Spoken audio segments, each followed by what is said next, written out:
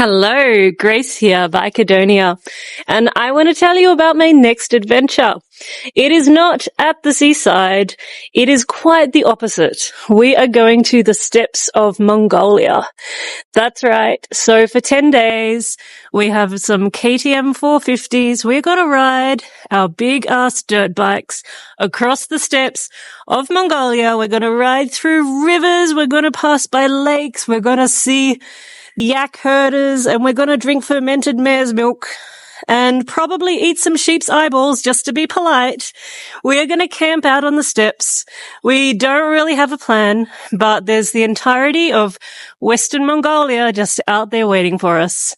So that's my plan. So this upcoming August, I will be flying into Mongolia and I will be strapping my Mosko moto gear onto the back of a KTM 450.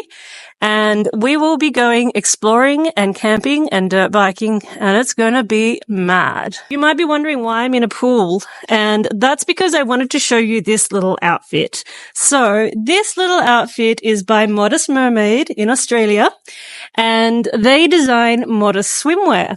Now, I think this is actually really cool because I do a lot of traveling in out-of-the-way places. I like to go places that are off the beaten track.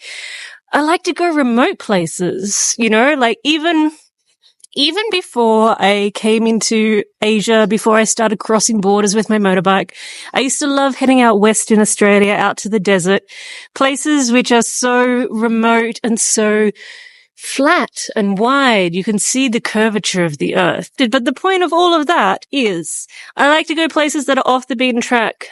They're not going to be a resort in Bali. And in some of these places, it's not bikini country. And as much as I love getting around in a bikini, I gotta acknowledge that. And I have to adapt to local conditions.